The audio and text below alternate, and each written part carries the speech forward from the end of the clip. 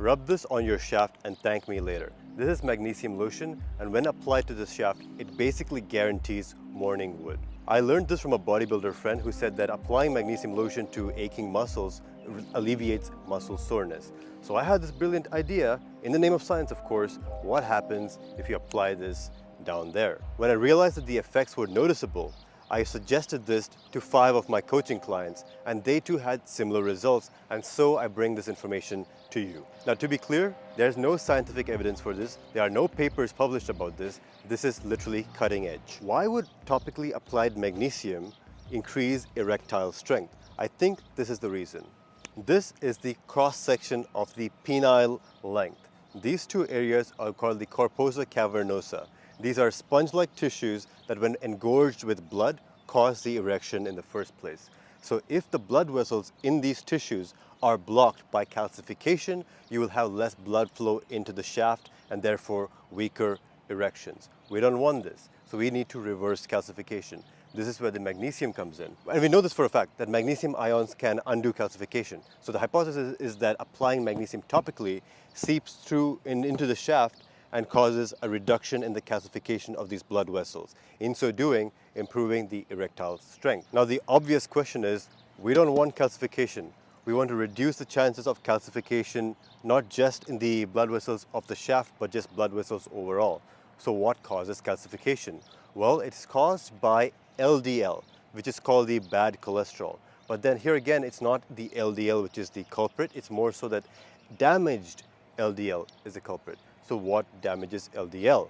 Well, when polyunsaturated fatty acids get incorporated into the structure of LDL, it causes them to be more prone to oxidative damage. Now, where the hell do polyunsaturated fatty acids come from? They come from commonly used cooking oils, which the internet is now calling seed oils. Things like soybean oil, groundnut oil, any kind of fry oil really, all of the things which are used in basically all fast food restaurants and even upscale restaurants unless you specifically demand or ask that your food be prepared in butter or tallow. Now speaking of erections, if you're below the age of 40 and you aren't waking up with morning wood basically every day, this might be a sign of bad hormonal health. The first step you need to take is get blood work done. This will serve as a roadmap and give you the next steps on what to do. There's 3 key problems with getting blood work. The first is you don't know what biomarkers to get. The second is you think it's expensive or you think you need to go through insurance. The third is, well, even if you get the results back, you don't know what the results actually mean, so you don't take next steps. We can solve all these problems for free. There's a form in the description below that you'll fill out, and we, myself or my team, who are certified in functional blood chemistry analysis, can help you out. When it comes to magnesium, this is not just something that you can apply to your shaft. It is also something that you can consume orally. Magnesium comes in many different forms. So first I have this tablet form, I have this electrolyte liquid form, I also have magnesium lactate in a powdered form. So why focus on magnesium? It's because practically everybody is deficient.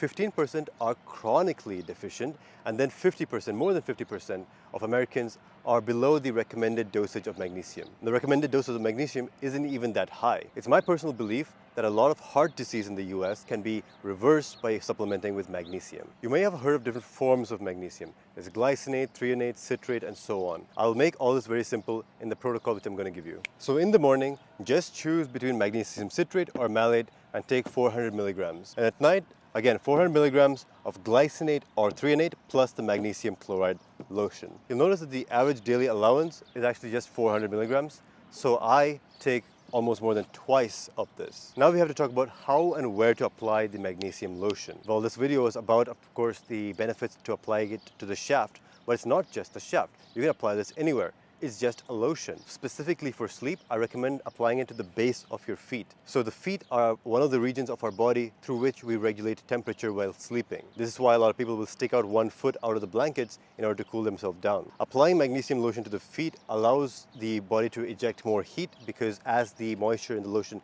evaporates, it takes some of the heat with it.